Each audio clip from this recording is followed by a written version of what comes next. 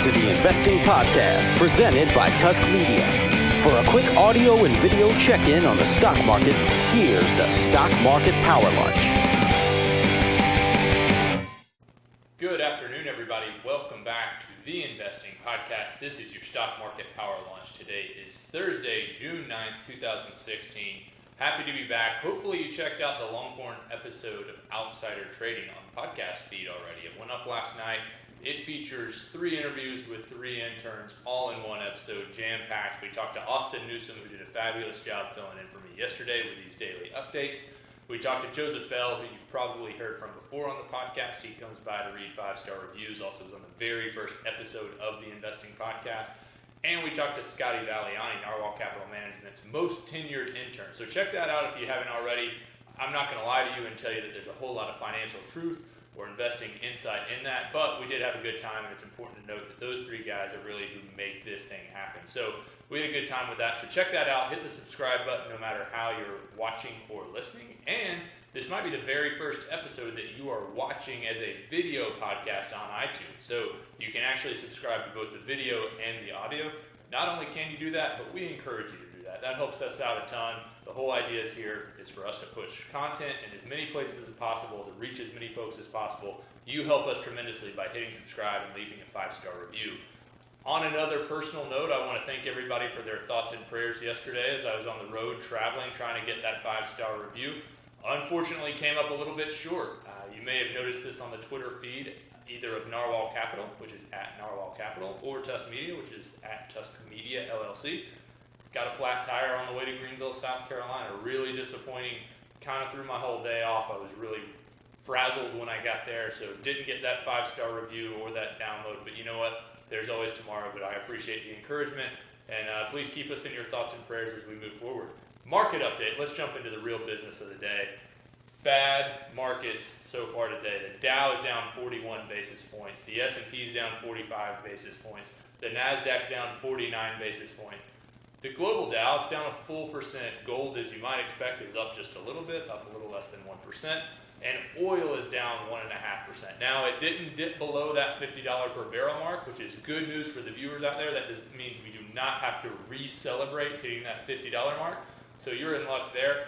But a rough day starting off. It's not a rough day, however, for the jelly world. Smuckers, smucking it up today, up more than 7%. Really strong day for Smuckers. Jelly is alive and well. I think this is really important for us to remember that it may be 2016, but jelly's here to stay. Congratulations to Smuckers, strong day. Cabot oil is up about 3.3%, and American Airlines is continuing to soar upwards. It's been kind of about a 5-day trajectory, doing pretty good work on the stock return. They're up about 2.5% for today.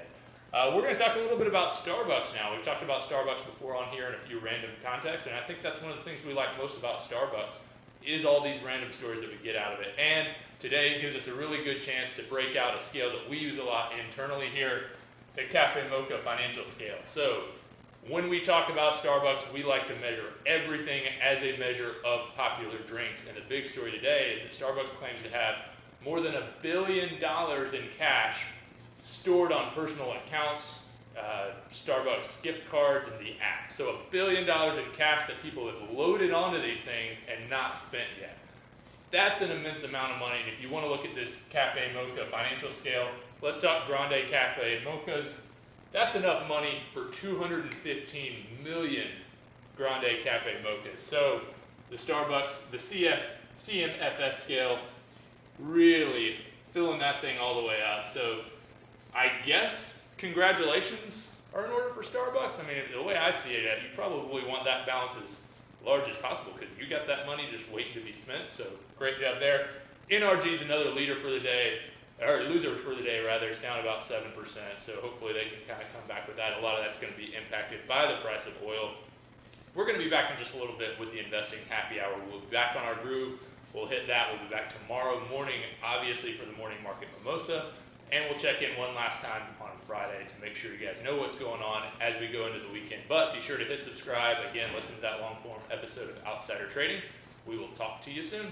Tusk Media is a subsidiary of Narwhal Capital Management. Ratings and reviews of Tusk Media content are not to be construed as endorsements of opinions, analysis, or services offered by Tusk or its parent company. The opinions and predictions shared here are our professional beliefs at the time of publication. We are not under duress from any of the corporate entities mentioned. This is not a solicitation to take any particular action. Although we are investment advisors, this information should not be considered investment, legal, or tax advice. We strive to be as impartial, insightful, and accurate as possible. We base our opinions, analysis, and calculations on information we believe to be reliable, but we cannot guarantee its accuracy. We can, however, guarantee that our opinions will sometimes be flat out wrong due to a variety of factors. Employees and clients of Narwhal Capital Management may or may not hold positions in the securities detailed and may or may not hold these positions in the future. A full list of all securities purchased, sold, or held during the 12 months preceding the date of this publication can be provided upon request. Unless otherwise noted, all data accessed via MarketWatch or the Bloomberg terminal. Past performance does not guarantee future results. A copy of Narwhal's Form ADV is available at the SEC's website, www.advisorinfo.sec.gov, or from Narwhal upon written request.